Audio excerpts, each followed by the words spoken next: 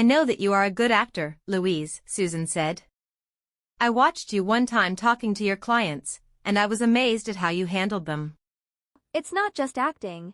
It's more about communication skills.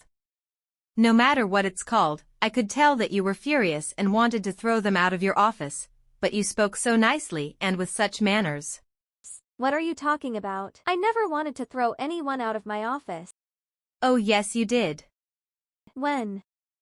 One day I came to pick up my paperwork, and a man with his wife and a small child were already waiting for you.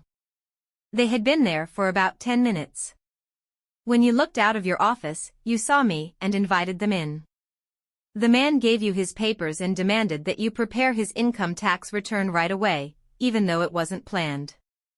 He was very rude, and I'm sure if I were in your shoes I wouldn't have talked to him, but you did. You said that if he wanted it prepared right away, you would have to speak to the client waiting outside the office first. This only would take 5 minutes, but he started to scream and blame you for making him and his baby wait. You remained calm, respectful, reasonable, and persistent despite his angry words. His wife began to argue with him, and you gave his child a book as a present to occupy them. The baby was delighted. However, the father kept demanding and yelling. Realizing he couldn't make it, he grabbed the baby and ordered his wife out. The baby started to scream as he threw the book onto your desk, but you remained composed with a pleasant expression on your face. You simply looked out of your office again, smiling, and invited me in. I didn't expect you to jump and yell at me, Susan added with a merry laugh. But it was a pleasant surprise. I'm sure. If you were in my shoes you would behave the same. It has nothing to do with acting and performance, I think. Though, when I was a girl, I liked to perform. I was playing piano and sing. Really? Me too. I play accordion. Though, I don't play too much anymore. When I was a girl I played for public a lot. But I stopped playing for public at about age of 16. Why is that? When I was 16, I attended a technical high school, preparing myself to be a mathematician and simultaneously graduated from an accordion musical school. As a professional entertainer, I was very well received, playing the accordion and singing. People always enjoyed my performances. I often took my accordion to my family gatherings and played while all my relatives sang along. I knew almost all Soviet popular songs, but even if I didn't, it was enough for me to listen to the melody once and I already knew how to play it. Sometimes, one of the relatives would begin to sing a Jewish song and I, picking up the melody, would accompany them, making everyone even happier. I didn't understand the words they were singing, but I loved the sound of it, as it was filled with joy and happiness. I participated in many concerts and had great success. Once, after a concert, I was invited to entertain people at a wedding.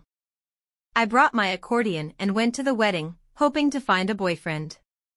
I entertained the guests, playing the same songs I played at home during family parties.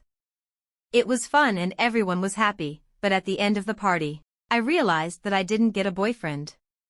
All the girls were asked to dance by the boys, but I was too busy entertaining the guests. The lady who invited me to the wedding paid me 10 rubles and said, "You did great. Thank you very much." I didn't expect her to pay me. I expected to find a boyfriend, but instead got money. After this wedding, I became very popular and was invited to many different parties. I hoped to meet someone, but every time I was too busy entertaining people and all I got from these occasions was money and thanks. I didn't have any interest in money, as there was nothing to buy in the stores anyway. I gave it all to my mom and let her take care of me. She knew where and how to spend it. At one of the parties, I stood on a small stage, performing one song after another as usual and all the time looking from the stage to the crowd of young people, trying to find a potential love interest. As usual, I played songs beloved by my family, including Russian, Ukrainian, and Jewish melodies. Some people danced while others chatted. Suddenly, a young man from the group of non-dancing guests walked toward me. He was about my age, had blonde hair and blue eyes, and wore a tight white shirt that suited him perfectly. He stared directly into my eyes as he strode across the ballroom. My heart began to pound and my face flushed. I continued to play mechanically. My God! Was this what I had been waiting for? I thought with excitement. Could it be that easy? Just fall in love and... He stepped onto the stage. Stop the music, he shouted in an angry and hostile tone. I was distressed, not knowing why he was so mad at me. Why, was the only word I could utter. It's illegal, he yelled with anger.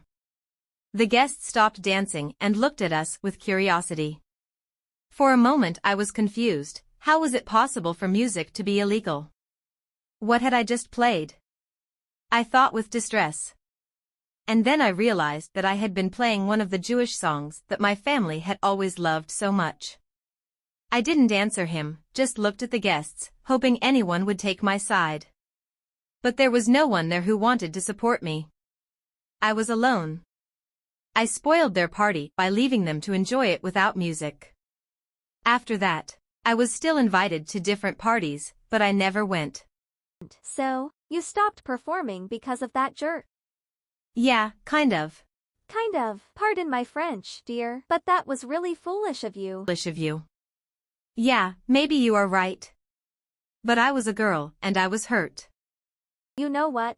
I was a girl too. And I was also an outsider. A Jew among those Ukrainian girls, who made fun of me all the time. But, when people made fun of me, instead of retreating and letting them destroy me, I used their mockery as fuel to push me to do better. It gave me more power and strength, and I was able to deploy all my energy and achieve more than they all could have ever dreamed of. I remember, as I prepared for final exams nearing the last month of high school, I didn't find the school particularly enjoyable. So I was looking forward to the end of my high school education. My father tried hard to get me to go to college and offered his help in preparing for college exams. He told me that Jewish people had to be better than everyone else to survive in the Russian country, though I knew he was right. The idea of him tutoring me, screaming, and hitting me made me reluctant to accept his offer. In the end, I declined, and my father gave up. All the girls from my high school class had gathered in front of the exam room to discuss our future plans. I'm getting married, Natalie said. What about you, Linda? I'm going to college. I felt the words of my father ringing in my mind. You have to be better than others. You are Jewish. What about you, Katie? Linda asked. Are you kidding? Don't you know I'm pregnant? Katie proudly declared. Everyone looked at her with admiration. I was taken aback. Katie was only 17 and not even married. Why were they looking at her with envy? No, I'm not going to college, Lydia said. I'm not going to waste my young years reading books. I'm going to work and enjoy life. I don't think it's stupid to go to college, Mary said with an attitude. I'm going to college. What about you, Lou? I hesitated. I'm going to college too,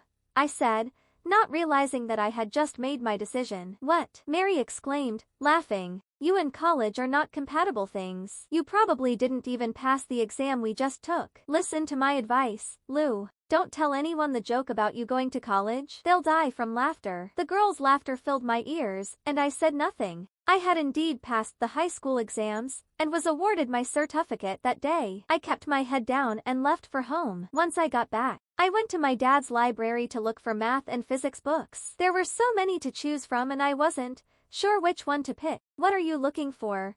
My dad asked. Math and physics books, I said. Why do you need them? He inquired. I want to prepare myself for the college entrance exams. My dad seemed to be about to burst with excitement. Let me help you, please, he begged. No, I said firmly. I had never been so sure of myself. I don't want your help. I want to do it on my own. You yell at me and hit me. I've had enough of that. My mom heard us talking and stepped in. Dear, please let him help you. I promise he won't yell at you or touch you. He will be very nice to you. And if you even raise your voice, she said, turning to my dad, I'll break your head. Do you understand? He nodded, a smile playing on his lips. We started studying together right away. For 2 months, we worked like never before. My mom kept an eye on my dad, and when he started to get angry, she would intervene, kicking him to help him cool down. In 2 months I was well prepared in math, physics, and language, scoring 3 A's and a B on the entrance exams. Only 4 girls from our high school class, including me, were accepted into college. Mary didn't pass the exams and didn't get a bachelor degree, which made me realize the meaning of the expression. We'll see who gets the last laugh. Well, you had a free private tutor. Susan said, "That's true. I was fortunate in this regard." I didn't have such a luxury, and didn't have the money to hire a tutor, so after high school I went to work. "Oh, really? That's such a shame," I commented. A shame? Susan got emotional. I wouldn't say so. I'm sure that everything happens for a reason. I can't disagree with that. So, where did you